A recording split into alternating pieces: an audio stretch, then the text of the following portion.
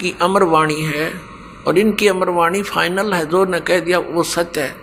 कहते हैं संत मिलन को आइए तज माया अभिमान, जो जो कदम आगे रखे एक एक यज्ञ समान। संत मिलन को चालिए और तज माया अभिमान, और जो जो कदम आगे रखे सो सो यज्ञ समान।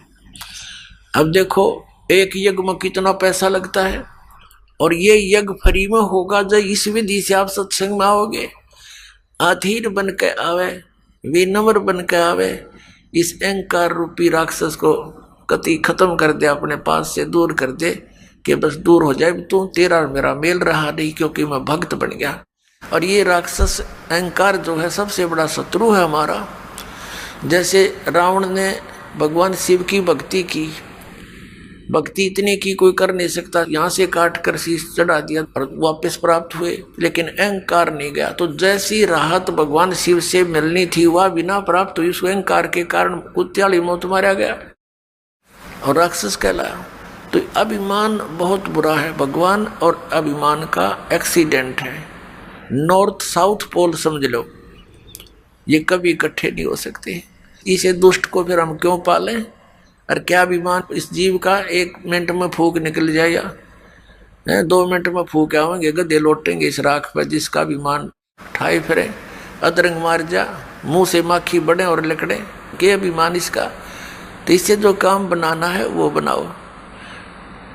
और जैसे भी आप सत्संग में आते हो, जैसी जिससे कुछ हो सकता है सेवा की चेष्टा करने की, कोई बर्तन साफ कर ले, कि भोजन भंडारे में मदद करवावे, कि तब मैट बिछवावे। तो इस तरह की जो सेवा होती है, और बूढ़े बुजुर्ग बीमार यहाँ ज़्यादा आते हैं, उनको प्यार दे, सहयोग दे, उनकी मदद करे, तो इस तरह से आपके पुण्य बढ़ेंगे, आत्मा में एक नम्रता आवेगी।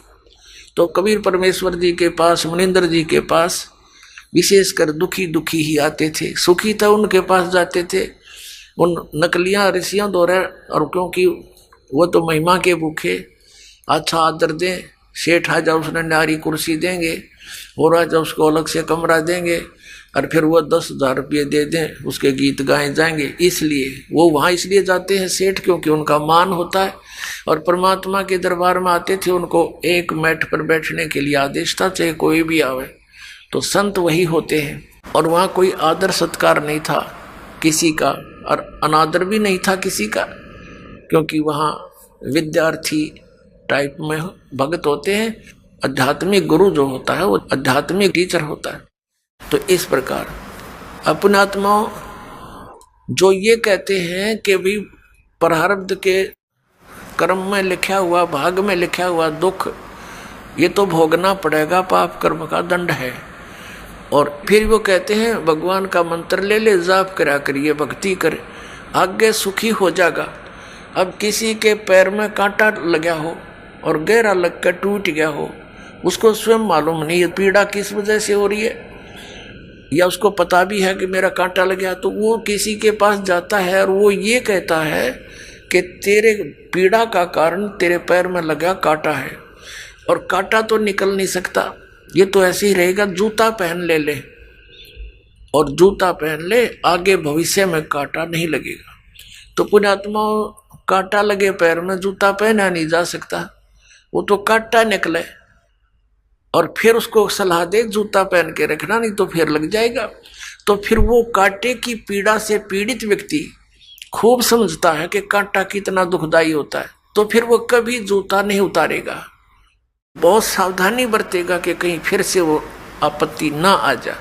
तो इसी प्रकार परमात्मा कहते हैं, जैसे आपके प्रारब्ध रूपी पाप कर्म का कांटा आप पर लगा हुआ है, और वो कांटा निकलेगा यानी सुख हो गया, फिर आपको सलाह दी जाएगी कि ये मर्यादा में रहना और ये भक्ति करते रहना।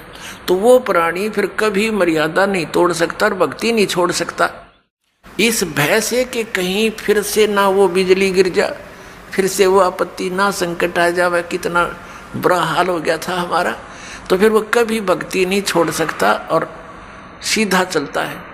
तो इसी प्रकार परमात्मा उनको सलाह देते थे उपस्थित भक्तों को। और वहाँ परमात्मा के पास, कबीर साहब के पास यानी मुनिंदर जी के पास अधिकतर वो दुखी व्यक्ति आते थे।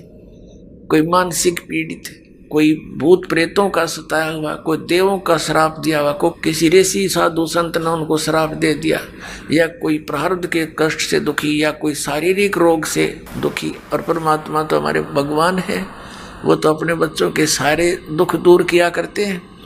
तो वहाँ वृद्ध अवस्था ज़्यादा बीमार सिमार आते थे तो भगवान सलाह दिया करते थे, भाई बूढ़े बुजुर्ग रोगी की मदद करनी चाहिए, नफरत नहीं करें। कहते कुष्टी होवे संत बंदगी कीजिए, हो वैसा के विश्वास चरण चित दीजिए। परमात्मा सलाह देते हैं, हमें बताते हैं कि यदि भक्त का कोढ़ भी लगा हुआ, कुष्ठ रोग भी लगा हुआ हो, मक्खियां भिनक रही हो, उससे नफरत ना करना, उसकी मदद करना बल्कि जितनी हो सकती है। कुष्टी होवे संत बंदगी कीजिए, भगत को प्रणाम कीजिए, आपस में एक दूसरे को सत्साहेब, उसे नफरत करके मुंह फोड़ कर नहीं जाना चाहिए। और होवे स्या के विश्वास चरण चित दीजिए।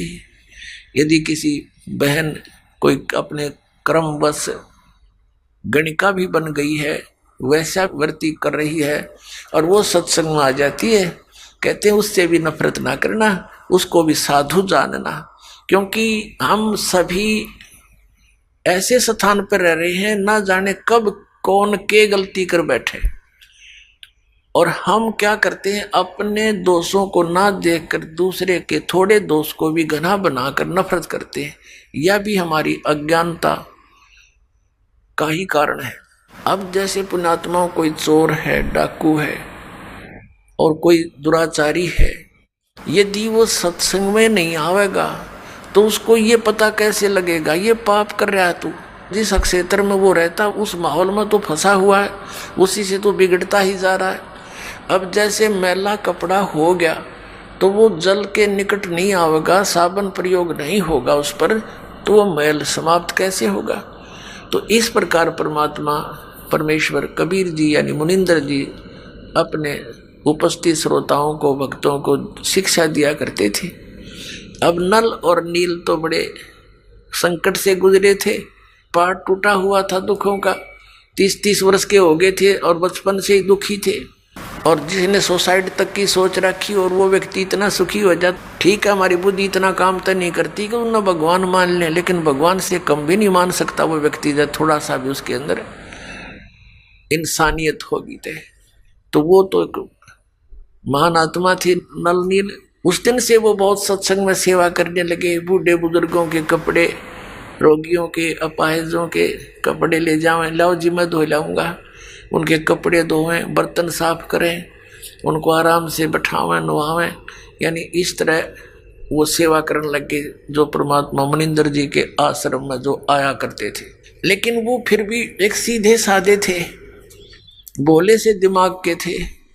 वो क्या करते, सत्संग में जो चर्चा होती, ज्ञान सुनते भगवान के मुख से, तो कपड़े धोने जाते या बर्तन साफ करने जाते, दरिया के किनारे सत्संग होया करते थे, आश्रम होते थे ऋषियों के। तो वो क्या करते, दरिया के किनारे पर कपड़ों को पानी में भिगो देते कि कुछ देर इनका मैल गल जावे फिर धोएंगे। इसी प्रकार बर्तनों को, और बैठ के किनारे पर वृक्ष के नीचे सत्संग सुनी हुई बातों पर दोनों चर्चा करते थे। और फिर अपने बीते हुए समय पर, अपने पास टाइम पर भी बहुत विचार करते थे और कहते थे देखिए वो ऋषि क्या बकवाद किया करते थे। पहले तो कहते थे ये जंतर कर ले, ये मंत्र कर ले, और फिर लास्ट में कह देते थे ये तुम्हारे प्रारब्ध का भोग है, तुमने भोगना ही पड़ेगा। और यहाँ कहाँ गई वो हमारे प्रारब्ध। तो भाई भगवान आगे हैं, परमात्मा जैसे हैं अपने गुरु जी, बड़ी दया करी अपने पर। और देखो आज सत्संग में ऐसा बताया, कभी सुना नहीं हमने। अपने आत्मा जो व्यक्ति इतना दुखी था वो सुखी हो जा, और उसको जो ये दास ज्ञान दे रहा, यही ज्ञान परमात्मा पहले दिया करते। उन्हीं परमेश्वर कबीर जी का दिया हुआ ज्ञान, दास तो एक है जे टेप रिकॉर्डर आपको सुना रहा, दिया हुआ ज्ञान उसी मालिक का है जो चौथे युग से देते हुए आ रहे थे।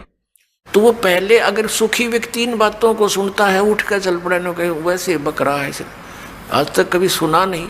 तो पहले परमात्मा वो सेलेक्ट करिए मालिक ने जो दुखी थे, और फिर दुखी व्यक्ति सुखी हो गया, वो कहाँ जाओ तो सारी सुनेगा और सारी सच्ची लगेंगी उसको, क्योंकि वो तो दुख से उभरा है। तो सच्ची तो ये है ही है, हमें उस अज्ञान के कारण ये नहीं अच्छी लग रही थी। तो ऐसे जब वो बातें कर रहे होते हैं तो एक आधा कपड़ा उस झालों में बह जाता था, उनको पता नहीं लगता। जब वो जाकर धोकर सुखा देते उनके कपड़े, तो वो फिर उठाते अपने अपने कपड़े। कोई कहता जी मेरा तो धोती नहीं मिली, कोई कहता मेरा कुर्ता गुम हो गया। वो कहते भाई हम तो जितने ले गए थे उतने ले आए हैं, हमें तो मालूम नहीं। इसी प्रकार बर्तनों में भी कोई एक आध बर्तन, किसी की गिलास, किसी की थाली प्रतिदिन गुम हो जाती थी। और फिर उन्होंने उनसे प्रार्थना की, भाई देखो मुश्किल से तो हम एक गिलास लाए थे, इतनी दूर से कैसे लाएंगे, भाई इससे अच्छा तो तुम ऐसा करो हमारी सेवा मत करो, हम खुद कर लेंगे, हमें तो बहुत अभाव हो गया इन वस्तुओं का, अब कहाँ से लाए जा करके। तो वो कहने लगे भाई आगे ध्यान रखेंगे, हम बहुत ध्यान रखेंगे। तो अन्य जो और सेवादार होते थे वो बताते थे कि ये भोले भाले व्यक्ति हैं, उन कपड़ों को बर्तनों को भिगोकर पानी में बैठ जाते एक तरफ, भगवान की चर्चा करते रहते हैं, इनको पता नहीं लगता वो पानी में बह जाते हैं। कहने का भाव ये शिकायत गुरु जी के पास पहुंच गई, मुनिंदर जी के पास। अब उनको चिंता होगी कि महाराज जी के पास बात गई और अब ये हमारी सेवा छीन लेंगे। अब सेवा छीननी गई तो भगवान रुष्ट हुए हमारे से, गुरु जी रुष्ट हो गए तो हम पर तापत्तियां फिर आ जाएंगी। वो इस भय से करबद्ध होकर के वहां गए, गुरु जी ने बुलाए। परमात्मा ने कहा बेटा ये बहुत परेशान हो गए हैं, आपकी नीयत अच्छी है सेवा करने की, लेकिन इनको प्रॉब्लम घनी हो जाती है, तुम सेवा रहने दो बेटा, कोई और सेवा कर लो। वो चरणों में गिर गए, बुरी तरह रोने लग गए, हे परमात्मा हमारी सेवा ना छीनो, हे भगवान आगे हम बहुत ध्यान रखेंगे। तो भक्त कहते जी इन कई बार कह लिए बात, तो ये फिर जाते भूल जाते हैं, इनके बस की बात नहीं। अब परमात्मा ने देखा कि इनकी श्रद्धा टूट है, इनका दिल टूट जाएगा, ये महादुखी हो जाएंगे। तो परमात्मा कबीर मुनिंदर जी ने, परमेश्वर जी ने आशीर्वाद दे दिया, बेटा आज से तुम्हारे हाथों से कोई वस्तु जल में डूबे नहीं की, जहां रखोगे वही रहेगी, इधर टस समस्या नहीं होगी, तुम नहीं छेड़ोगे इतना। अब इस वर्क को पाकर वो बड़े खुशी हुए, जाकर देखा वो कपड़े भिगो दिए, जहां रखे थे वही रहे। थाली बेले काशी के होते थे वो रख दिए, काशी तो वैसे डूब जाती है, काशी भर के पानी तो बेला, और उस पर दरिया पर रख देते थे, जो का तो रहता था। फिर एक आध कहने लगा पत्थर तो उठा कर रख के देख लो, वो एक आधी कंकर पत्थर उठा कर रखे, वो जहां रख दिया उस जल के ऊपर एज इट इज सती रहने लगे। तो ये उन भक्तों की तो प्रॉब्लम हल होगी जिनके बर्तन और कपड़े गुम होया करते। तो इस प्रकार नल और नील को ये आशीर्वाद परमेश्वर मुनिंदर जी द्वारा दिया गया था। अब परमात्मा कहते हैं गोता मारूं स्वर्ग में जा बैठूं पाताले, कह कबीर ढूंढता फिरूं अपने हीरे मोती लाल। एक श्रीलंका के अंदर एक चंद्र विजय नाम का भाट रहता था, वो कुल टोटल 16 सदस्य थे उसके घर में, पुत्र वधू पुत्र पुत्रियां सब मिलकर 16 सदस्य थे। अपने आत्माओं, एक पिता एक माता अपने बच्चों के लिए कितनी दुखी होती है। एक भी कष्ट में कोई बालक हो जावे चिंता में नींद नहीं आती। और हम जिस पिता के संतान हैं, पूरी पृथ्वी पूरा विश्व पूरे ब्रह्मांड चींटी से लेकर हाथी तक, हम सभी उस कबीर भगवान के उस अमर पुरुष के बच्चे हैं। अब हम यहाँ कितने दुखी हैं। आप तो बालक हो, पता नहीं बालक का कितना चोट लगी रहो, वो उसको कष्ट नहीं मानता, रोता अवश्य है, और फिर भी गलती करने में पीछा नहीं देखता, क्योंकि उसको ज्ञान इतना ही है। तो वो परमात्मा कितना दयालु है। अपनी प्यारी आत्माओं को शरण में लेने के लिए उस चंद्र विजय भाट के घर से थोड़ी सी दूर पर रास्ते में जिधर वो सुबह सुबह फ्रेश होने के लिए जाता था, वहां एक पेड़ के नीचे बैठ गए भगवान। एक साधु रूप बनाकर बैठ गए, ऋषि रूप में रहते ही थे। और पुण्यात्मा जो होती हैं भगवान को चाहने वाली, उनके लिए भगवान ने कहा कि साधु दर्शन राम का और मुख पर बसे सुहाग, दर्श उन्हीं को होत हैं जिनके पूर्ण भाग। कबीरा दर्शन संत के परमात्मा आवे याद, और लेखे में वाहे घड़ी बाकी का समय बाद व्यर्थ। अब संत ऋषि के दर्शन हुए। चंद्र विजय भाट ने प्रणाम किया। प्रणाम करके पहले तो चला गया, घूम फिर के आया। आते समय कहने लगा, भगवान दास की कुटिया यहीं पर है, दर्शन दो दाता। अब वो तो गए इसीलिए थे। करे करावे साइया मन में लहर उठा, दादू से दरजीव के आप बगल हो जा। परमात्मा बोले, भाई चलो आगे घर पे। वहां कुछ देर डिस्कस हुआ, उनके आपस में चर्चा हुई। परमात्मा से ज्ञान सुना उसने, कि कहा जी भगवान को चर्चा सुनाओ। तो परमात्मा ने सारी कथा कहानी का सृष्टि रचना सुनाई, काफी ज्ञान दिया। तो वो बड़े प्रभावित हुआ, कहने लगा, भगवान दास की कुटिया यहीं पर है, वहां चलिए। और वहां पर आपके और भी बच्चे हैं, वह भी आपके ज्ञान का लाभ उठाएंगे। परमात्मा तो गए उसी उद्देश्य से, घर चले गए, आसन दिया, अलग से बैठाया मालिक को, सोच कपड़े बिछा के, और फिर सत्संग सुनाया। अब उस समय तो केवल एक व्यक्ति ने नाम लिया, चंद्र विजय ने। बाकी परिवार कहने लगा, नहीं हमें अच्छा नहीं लगता इनकी ये बातें, ये तो शंकर भगवान से भी ऊपर बताते हैं। क्योंकि श्रीलंका का राजा रावण जो है, भगवान शंकर से अतिरिक्त किसी की पूजा ना करता था। तो उसको देखा देखी पूरा श्रीलंका भी शिव का ही पुजारी हो गया था। तो इस बात को पहले स्वीकार नहीं हुआ। फिर वो चले गए भगवान वहां से। पीछे से उस चंद्र विजय भाट ने अपने पूरे परिवार को बैठा बैठा के बहुत अच्छी तरह समझाया। तो उन सब का मन बन गया। तो परमात्मा फिर वहां पहुंच गए। अब उन सभी पूरे परिवार ने नाम ले लिया। और जो मालिक ज्ञान सुनाया करता था, ये तो ज्ञान ऐसा है, प्रत्येक व्यक्ति चाहता मैं सबको सुना दूं, भाई को, बहन को, रिश्तेदार को। ऐसा अनमोल ज्ञान कभी देखा ना सुना। अपनात्मा वो चंद्र विजय भाट जो था, वो रावण के पास जाता था, उसको चुटकले चटकले सुना के, उनकी महिमा मुहिमा गा के, और ये भाट लोग उनका एक मनोरंजन कराया करते थे। और उधर से उसकी पत्नी जो थी, वो कर्मवती नाम था उसका, वो जाती थी रावण की पत्नी मंदोदरी के पास। वो उसको चुटकुले सुनाती थी, अच्छे बुंडे। इस मन की आदत है, ये राम की कथा कम और काम की कथा ज्यादा सुनना चाहता है, सेक्स की। तो पहले तो वो बकवाद सुनाया करती थी, पता नहीं के मंदोदरी भी हंसा करती, दांदरे काटा करती हैं चुटकुले सुन सुन के। तो फिर जब उस कर्मवती को, चंद्र विजय भाट की पत्नी को, उस बेटी बहन को मालिक का ज्ञान हुआ, सब बकवाद छूट गई।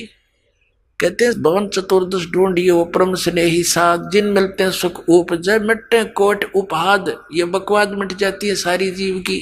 तो वहां अब वो कर्मवती पहले तो बकवाद सुनाया करती, फिर मंदोदरी ने जब टाइम होता उसको बैठा लेती कि महारानी हमारे घर पे महाराज आते हैं, हमारे गुरुजी, उन्हें बहुत अच्छा ज्ञान सुना है, आपकी आज्ञा हो तो सुनाऊं कथा। अक सुनाओ। मंदोदरी भगवान को चाहने वाली थी। तो वो मंदोदरी को जो कथाएं सुनाई परमात्मा से सुने हुए ज्ञान की, मंदोदरी कहने लगी कि कर्मवती तू तो बड़ी मुंह फाड़ थी, तेरी इस पात्र में नरा गोबर भरा था, गंध उगला करती थी, ये अमृत किसने डाल दिया? तू ऐसी ऐसी बातें कहाँ से सुने आई, तू मैंने कभी देखी ना सुनी। तो उसने बताया कि हमारे गुरुजी आते हैं, उन्होंने हमें ये ज्ञान दिया मंदोदरी। तो मंदोदरी बहुत प्रभावित हुई कि इसे संत के, ऋषि के दर्शन करने चाहिए। उसने कहा मंदोदरी इब कह तेरे गुरुजी आओ ना, तो मेरे पास बुला के लाइए। अब परमात्मा फिर गए। तो उस चंद्र विजय की पत्नी ने कहा प्रभु हमारी रानी आपको याद करती है, मैंने आपके द्वारा सुना हुआ ज्ञान उनको सुनाया, बड़ी प्रभावित हुई। और उन्होंने कहा कि अपने गुरुजी को यहाँ बुला के लाना। परमात्मा ने कहा बेटा हम किसी राजा के घर नहीं जाते, उनको गरज पड़े तो यहाँ आ जाएगी। साधु संत नहीं जाया करते ऐसे व्यक्ति के घर जब तक वो हमारे विचारों से परिचित नहीं होते। अब वो कर्मवती फंस गई धर्म संकट में कि ये थी मेरे गुरुजी नहीं गए तो वह हमने सजा दिवा दिया मनमाना मंदोदरी, परमात्मा अंतर्यामी जानेंगे। अब बेटी तो बहुत दुखी होगी। उसने कहा बेटा ऐसे कहना उसको कि देखो ऋषि महर्षियों को संतों को बाई ऑर्डर नहीं बुलाया करते। अब बाई ऑर्डर बुलाने से वो आ भी गए रजा नहीं बख्शेंगे तो लाभ क्या होगा। तो साधु संतों के पास जाने से बहुत लाभ होता है, स्वयं जाना चाहिए। तो मंदोदरी को जाकर के उसने कहा रानी मैंने अर्ज करी थी गुरुदेव से, उन्होंने मना कर दिया आपके यहाँ आने से और कहा कि देखो साधु संतों को आदेश से नहीं बुलाना चाहिए, उनके चरणों में जाना चाहिए, लाभ उठाना है। और यदि बाई ऑर्डर बुला भी लिया तो लाभ नहीं देंगे। मंदोदरी कहने लगी बहन ठीक है मैं चलती हूँ, अब के तेरे गुरु जी आओ तो मुझे मिलाना। परमात्मा फिर गए, ये तो भटक रहे हैं एक आत्मा को अपनी शरण में लेने के लिए, सुखी करने के लिए। यहाँ भी सुखी करेंगे आपको और यहाँ से चलोगे जब देखना सतलोक में ले जाएंगे, वहां तो कहना है क्या कितना सुख देंगे।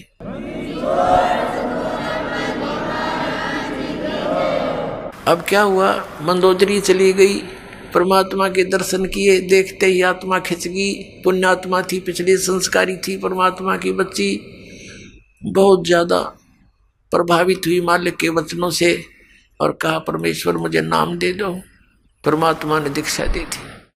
अब मंदोदरी ने जो ज्ञान सुना था उसने चाहा कि अपने पति को समझा दूं, जो नरे बकरे खावे, नरे झोटे खावे, मांस खावे, दारू पीवे और भगत कवावे ब्राह्मण, इसने तो कर्म बिगाड़ दिए। क्यों ज्ञान से ज्ञान हुआ, भगवान के तत्व ज्ञान से। तो मंदोदरी ने चेष्टा की समझाने की अपने पति रावण को कि आप जो साधना कर रहे हो ये तमोगुण भगवान शिव हैं, ये पूर्ण परमात्मा नहीं है। अब वो इस बात से दुखी हो गया कि मंदोदरी तू ऐसी बातें मत कर, मैंने भगवान शंकर के यहाँ से शीश काट कर चढ़ा दिए, इन्होंने मेरा वापस शीश दे दिया और मेरे को कितना धन दे दिया, सिद्धि दे दी, मेरे को 1 लाख पुत्र व्रत दे दिए और मेरा पुत्र मेघनाद ऐसा है ऊपर चला गया, इंद्र को भी जीत लिया, हर मैं एक भिखारी के आगे हाथ जोड़ूंगा जाके। मंदोदरी ने बहुत समझाया कि रावण गलत बोल रहे हो आपने इस संत की महिमा से अपरिचित नहीं हो, इस कर कैसे बोल रहे हो। तो आखिर में रावण ने ये कह दिया कि मेरे को आगे से ये मत कहना, मैं तुझे मना नहीं करता, तू कितना दान कर, धर्म कर, किसी गुरु से उपदेश रख। अब कहते हैं लड़की अपने पति को हमेशा जीवित देखना चाहती है। उधर से क्या हुआ कि कुछ दिनों के बाद जैसे विष्णु अवतार श्री रामचंद्र जी राजा दशरथ के घर जन्मे थे, विवाह हुआ सीता जी के साथ। विवाह होने के कुछ समय उपरांत उनका वनवास हुआ, वो वन में अपना समय व्यतीत कर रहे थे, वहां से सीता जी का अपहरण कर ले गया रावण। अब परमात्मा ने, कबीर परमेश्वर जी यानी मुनिंद्र जी ने मंदोदरी को समझाया बेटी इसने तो अपनी सात मोल ले ली, इसने अपना जो ना मौत ले आई अपनी, और कह दे इसको इसने भाई इज्जत वापस दे दे, इसको सिंपल वो मैं ना समझे, ये देवी है और देवी को सताना महापाप है, इसको वापस पहुंचा दे, इसकी इसी में खैर है। औरत वैसे ही देख कर राजी नहीं होती किसी दूसरी औरत को। फिर भी उसने जब ये पता चला कि मेरे पति की जान संकट में आवेगी, क्योंकि संत जो कहते वो सत्य मानती थी, ये महापुरुष हैं, झूठ नहीं बोलते, इन्हें क्या लेना देना है, ये कोई रामचंद्र से मिले नहीं या किसी और को जानते नहीं, सिर्फ सच्चाई बता रहे हैं। वह बहुत प्रभावित हुई, रावण को समझाने की बहुत चेष्टा की तो नहीं माना। कुछ दिनों के बाद क्या होता है, बीच में एक प्रकरण रह गया। अब रावण तो सुने नहीं था, और यू ज्ञान ऐसा है आदमी हजम कर नहीं सकता अकेला। जो यू ज्ञान आपको सुनेगा, दास बता रहा भगवान का दिया हुआ कबीर साहब का, तो उसकी ये नीयत रहती है बताऊं जरूर किसी से, चाहे को सुने चाहे ना सुना। तो रावण ने सुनना बंद कर दिया उसका देवर था विभीषण। मंदोदरी उसको लगी समझाने।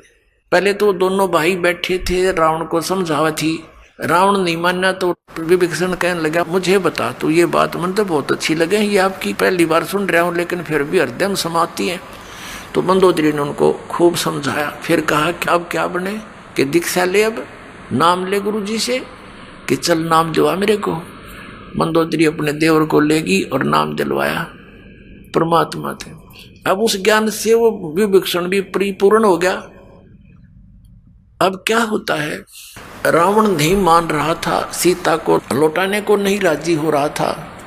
मंदोदरी ने बहुत कुछ समझा लिया था।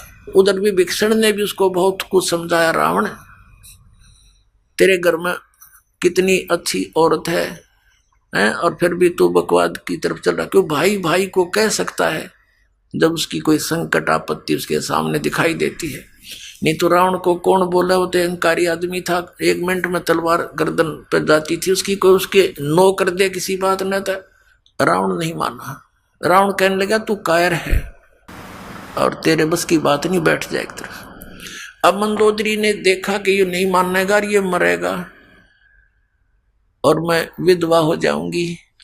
अपने गुरुजी से प्रार्थना की, भगवान आप दया कर दो, कभी समझा दो, एक बार मान जाते वो तो आपकी बात को। परमात्मा ने कहा बेटा ये नहीं मानने वाला, इसके अंदर वो गुण नहीं है।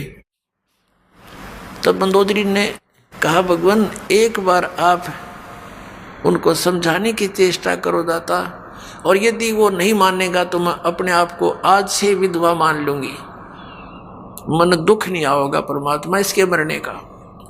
तो परमात्मा ने सोची या बूढ़ी बेटी, अब ये जुगाड़ जोड़ रखे कालना हमारे, कितना नालायक, 1 नंबर का दुष्ट व्यक्ति वो रावण। कहते 100 जोटियां का मांस तो एक दिन पक्या करता उसके लिए, और 100 मटके दारू के पिया करता एक कब। अपने आत्मा हो ये बात हमारे जच्चे नहीं, क्योंकि 100 जोटियां का मांस एक आदमी के ऊपर खावे, क्योंकि हम उनके शरीरों से परिचित नहीं, उनकी हाइट से परिचित नहीं, उनके आहार से परिचित नहीं। ये तो हमने देखे 61वां वर्ष चल रहा दास का। जब हम छोटे छोटे थे से टुकड़े टुकड़े आदमी देखे, अरनों का करते ही 32 लड्डू खा जाता है, एक 32 आदमी खाओ 32 लड्डुआन आज के दिन, और उनके बदहजमी हो जाए, और एक एक धड़ी खीर खा जाया करते ये ब्राह्मण हमने देखे, यानी 5-5 किलो हरी वे कटोरी ना उठे। तो इस बात से भूल जाओ। तो कहने का भाव यह कि हम उस अतिथि बातें कि इतने कुक्रम करा डेली, उसका बुद्धि में कहाँ आ ये बातें। तो परमात्मा ने सोचा या बेटी इसका बंदगी या इसकी कमजोरी इसको मारेगी। तो परमात्मा ने कहा ठीक है बेटी मैं जाता हूं, एक दिन कोशिश करूंगा तेरी श्रद्धा ना टूट जाए भगवान। तो इसलिए अब रावण की सभा लगी हुई थी, और जिस समय उसकी मीटिंग होती थी स्ट्रिक्ट ऑर्डर होता था कि बाहर से चिड़िया भी नहीं आ जाए अंदर। उस समय परमात्मा वहां जाकर प्रकट हो गए, पहरेदारों के पास खड़े हुए। कहा भी राजा को संदेशा दो कि ऋषि मुनिंदर आए हैं, वो आपसे मिलना चाहते हैं, कुछ आपको शिक्षा देना चाहते हैं। अब वो कहने लगे पहरेदार महाराज जी हमें बख्शो, इधर आज कोई जा नहीं सकता, अंदर का आदेश बाहर जा सकता है, बाहर का आदेश भी हम अंदर देने नहीं जा सकते। हमारा राजा बहुत खतरनाक है, गर्दन काट देगा। परमात्मा वहां से अंतर ध्यान हुए, जहां रावण बैठा था ऊंची स्टेज पे, और नीचे उनके बैठे थे सपसलार कुर्सियों पे। उसके थोड़ी सी दूरी पर अंदर जाता हुआ देखा ऋषि। देखकर वो एकदम चकित हुआ कि ये व्यक्ति अंदर कैसे आ गया, हमारी गुप्त मीटिंग चल रही थी। तो उसने आव देखा ना ताव देखा, वो तलवार निकाली कि तू अंदर कैसे आ गया।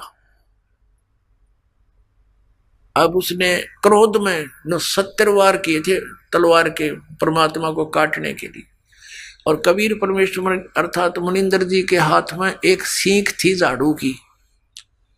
ये झाड़ू होता है, उसकी सीख एक ले रखी थी दाता ने, और जब वो तलवार मारे तो वह सीख अड़ा दे थे। वो सीख के ऐसे लगे थी वह तलवार उसकी, जैसे लोहे के खंभे के लग गया, कट्टा कट हो।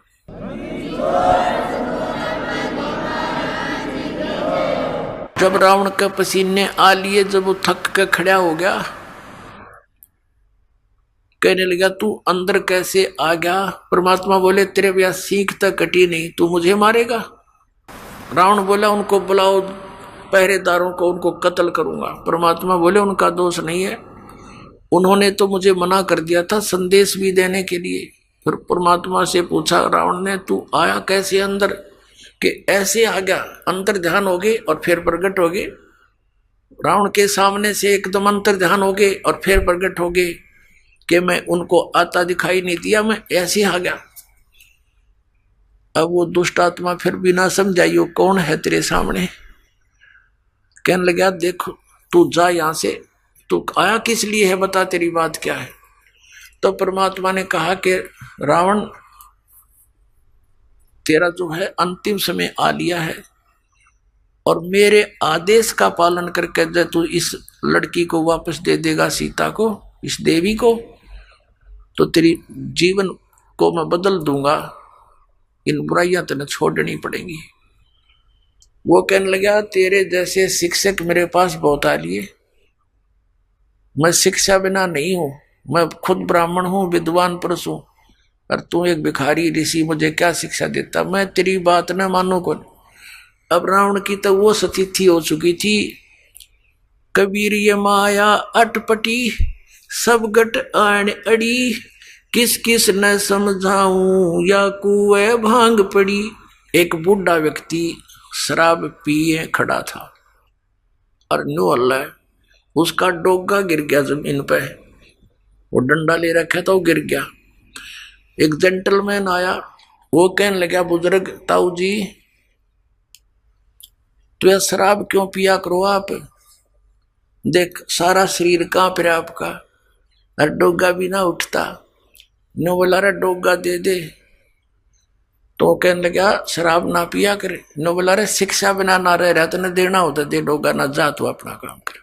नो बोला तेरे प्रवचनों बिना कच्चा ना रह रहा, तेरे कैसे बहुत मिल लिया, मैंने ये बात कहनी है, दारू ना पिया करे, धन यो डोगा पकड़ाना हो तो उठा देना, चल तू अपना काम कर। तो रावण ने तो भाई इतनी पी रखी थी इस काल की भांग। परमात्मा से कहा कि तेरी बात मानू ना कति, तू जा चाहे मत जा, क्यों देख लिया मारे तो मरता ना, सारे कुकर्म करके देख लिए और फिर भी नू ना माना, ये कौन है? तो परमात्मा कहते हैं आपको इस काल ने अंधा कर दिया, इस झूठे सुख को सुख है ये मान रहा मनमोद, ये सकल जबीना काल का कुछ मुख में कुछ गोद। और उस मीटिंग में विभीषण भी उपस्थित था। परमात्मा आगे वहां से चले गए।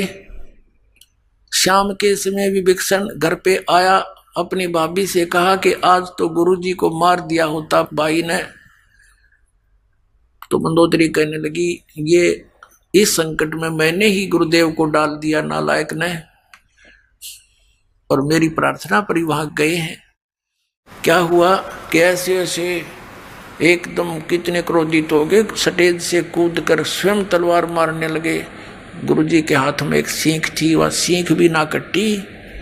जब थक के बैठ गया, परमात्मा ने कुछ कहना चाहा, मान्या नहीं, तो भगवान वहां से आ गए। पुण्यात्माओं, जो हमारा पिता है उसकी तो मैं खबर भी नहीं, जो हमारे लिए दुख पा रहा है, भटक रहा है, एक एक प्राणी को समझाने के लिए, ज्ञान देने के लिए, अपनी शरण में लेकर यहां भी सुखी करने के लिए,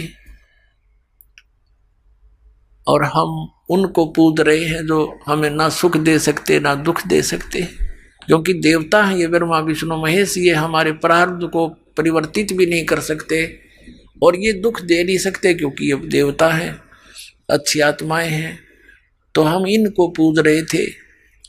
तो पुण्यात्माओं, मंदोदरी कहने लगी गुरुदेव के पास, जो परमात्मा से मिलने गई, और कहा भगवान क्षमा करना मुझ दासी को, मेरे कारण आपने बहुत ऊंच नीच सुनना पड़ा दाता, मेरा पति का मुंह था वो मुझे सता रहा था, अब दाता वो बेशक मर जा, मेरी ओर से आज मर लिया, वो मरियो से जिनता रहियो, दाता अपने चरणों से दूर ना करना अपनी बच्ची को।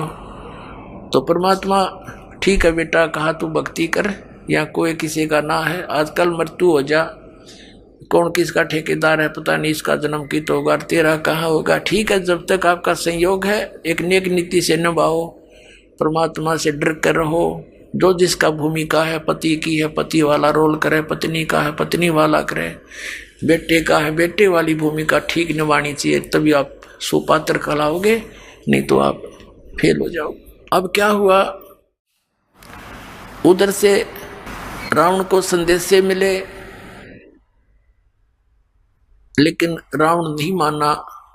श्री रामचंद्र जी के संदेशवाहक दूत वहां गए, श्री अंगद जी, श्री हनुमान जी आदि आदि, लेकिन वो नहीं माना।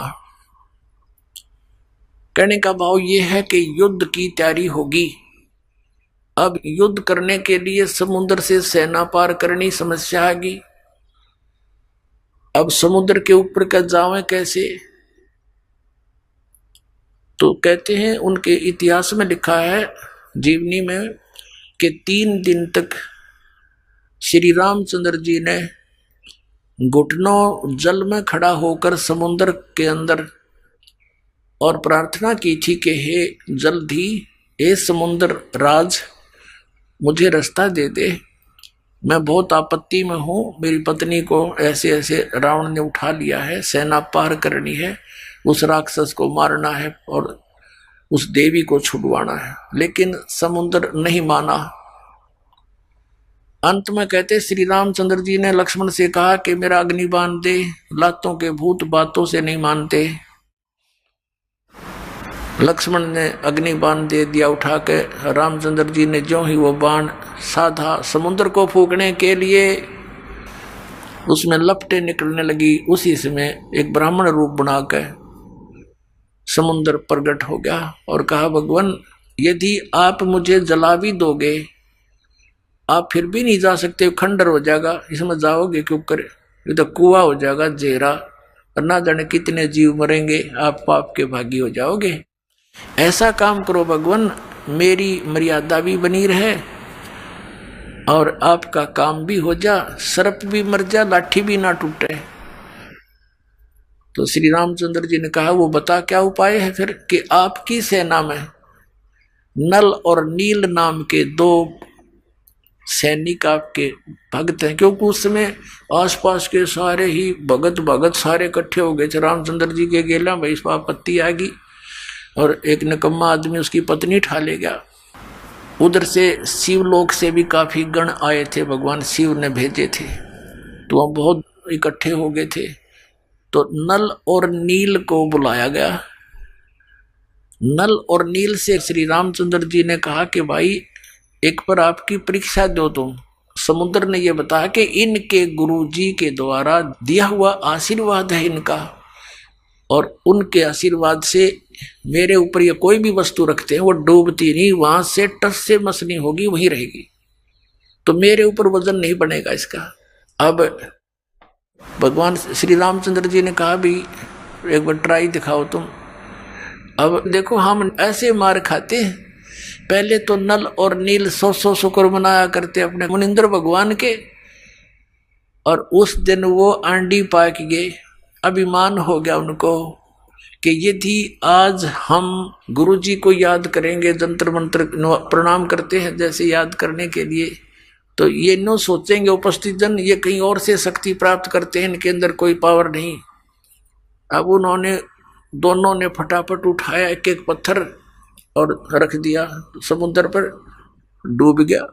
उनको भी अचंबा हुआ, उन्हें फिर दूसरा उठाया वो भी डूब गया, तीसरा रखा वो भी डूब गया। अब ये एक दूसरे के मुंह की तरफ देख रहे हैं और श्री रामचंद्र जी कहने लगे समुद्र से, वो जो ब्राह्मण रूप में उपस्थित था, मानो ये कहना चाह रहे हैं कि तू झूठ बोल रहा था। तो उस ब्राह्मण रूप में उपस्थित समुद्र ने कहा कि भगवान आज इनने कोई गलती कर दी, क्यों भाई तुमने अपने गुरु जी को याद नहीं किया, आज दिखा है ये अभिमान में आगे, इसलिए इनके हाथ से वो पावर चली गई दिखा। वो तो अपना एस्टीमेट बतावा था और वह सचमुच ऐसा ही हो गया था। अब उन दोनों ने फिर अक्षमा याचना की, गुरुजी को याद किया, हे दाता दया करो, हमसे गलती होगी, माफ़ करो, हम तो पापी आत्मा हैं। वो डर गए न्यू अकदे फिर वो आपत्ति फिर ना आ जा तुम्हारे पे, और तुमने कर दी गलती आज ज़्यादा, अब मान बढ़ाई की भूख में। तो पुण्यात्माओं, परमात्मा हमें आगाह करते हैं कि यदि तुम ऐसे मर्यादा तोड़ दोगे, भक्ति आपकी नष्ट हो जाएगी। जैसे माता गर्भ को रखे यतन बनाए और ठेस लगे तो छन होए, ऐसे भक्ति जावे। जैसे किसी बहन को, माता को बहुत वर्षों के बाद कोई गर्भ रहा हो, फिर वो कितनी चिंतित होती है उस बालक को परिपूर्ण करने के लिए, कहीं ऊंचे नीचे में पैर ना रखा जा, चलते समय भी बहुत सावधानी बरतती है, और रात के समय करवट बदलते समय भी वो बहुत चिंतित रहती है, कहीं मेरे बालक पर जोर ना आ गया, एकदम उधड़क के पड़ती है और देखती है दर्द पीड़ा तो नहीं होगी मुझे। तो कहते हैं जैसे माता गर्भ को रखे यतन बना और ठेस लगे तो क्षीण होए, तेरी ऐसे भक्ति नसावे। तो उनकी भक्ति नसगी खत्म हो, रोए पीटे याद किया भगवान को।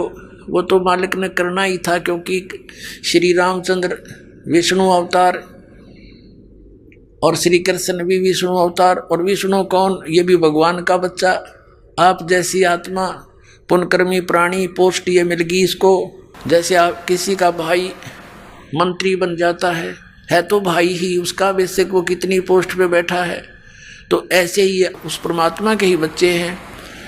तो उनके दुख का निवारण भी वही परमात्मा कर सकता है और कोई नहीं कर सकता। जैसे आपने श्रीमद् भगवत गीता अध्याय नंबर 15 के श्लोक नंबर 1 से लेकर 4 और 16-17 में जो सुना कि ऊपर को जड़, वो तो संसार रूपी वृक्ष की जड़ है, ऊपर को जड़ है वो तो मूल मालिक है, पूर्ण परमात्मा है, और नीचे को तीनों गुण रूपी शाखा, ये ब्रह्मा विष्णु महेश रूपी शाखाएं हैं, और वो परमात्मा जो मूल है, जो जड़ है, वो तीनों लोकों में प्रवेश करके सबका धारण पोषण करता है। 15वें अध्याय के 17वें श्लोक में कहा है कि उत्तम पुरुष तु अन्य परमात्मा इति उदारत, यह लोक चरम आविश्य विवर्ती अवैश्वर है। वो मूल मालिक जो है, जो सारे संसार रूपी वृक्ष की जड़ है, मूल है, वहाँ से सबको आहार मिलता है। तो वो सबका धारण पोषण, यानी जिसकी जिस स्थिति की कोई संकट है, और वो परमात्मा ही उसका निवारण करता है। अपनात्माओं, ये बहुत लंबा इतिहास है, कई दिनों में आपका समझ में आओगा।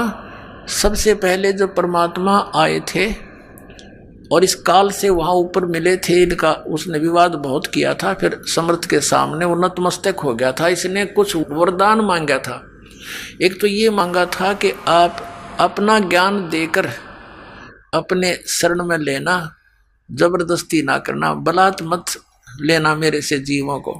दूसरा ये कहा था कि 3 युगों में जीव कम ले जाना, चौथा युग जब कलयुग आवे तब तो शरण जीव बहु जावे, ऐसा वचन हर मोह दीजिए, तब संसार गमन तुम कीजिए। और तीसरा कि ऐसे मेरा पुत्र विष्णु श्री राम रूप में त्रेता युग में जाएगा, उसके साथ उसके प्रारब्ध में ऐसे संकट हैं और इस काल को पता है, उसको मैं टाल नहीं सकता।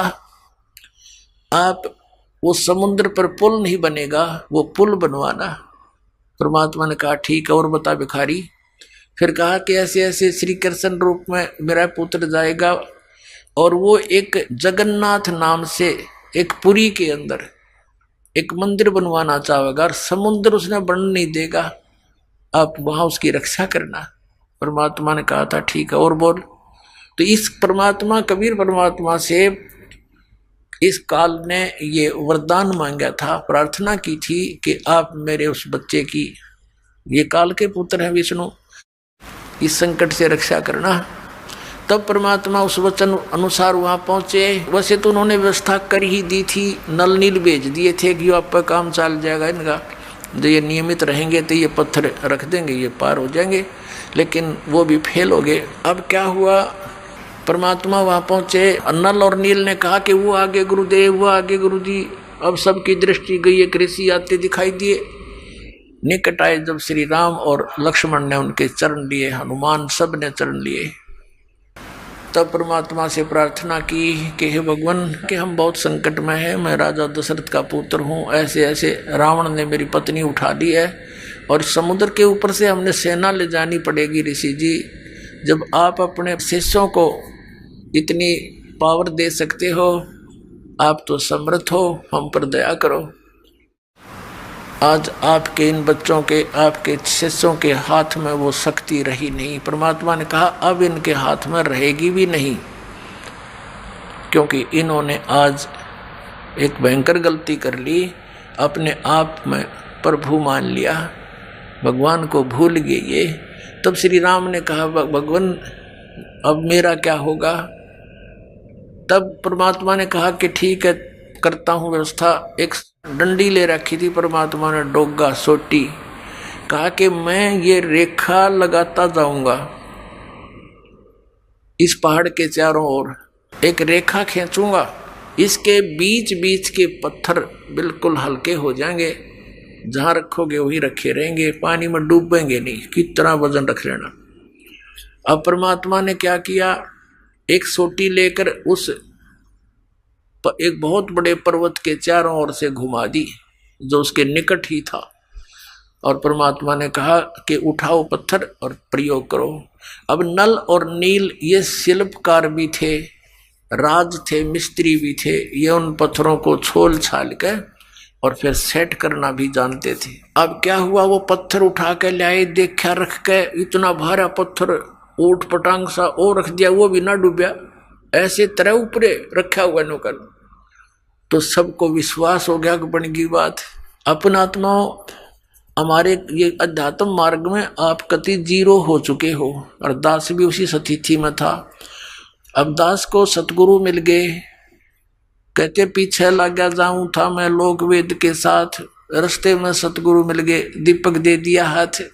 अब ये इतना बड़ा अध्यात्म मार्ग है कि जैसे हम सत साहिब बोलते हैं और पहले राम राम बोलते थे, इसका कारण क्या था, ये मंत्र जाप करने का नहीं था, ये केवल याद दिलाने का होता है कि भाई इस संसार में भगवान बिना कुछ नहीं, और जो गुरुजी ने मंत्र दे रखा है उसकी भूल ना पड़े।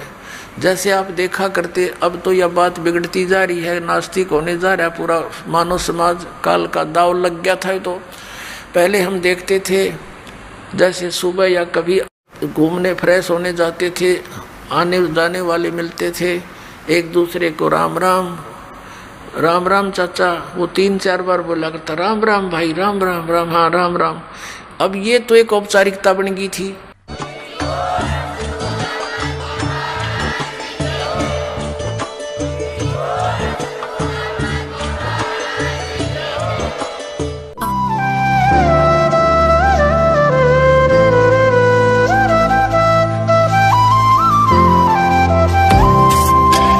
सत सही।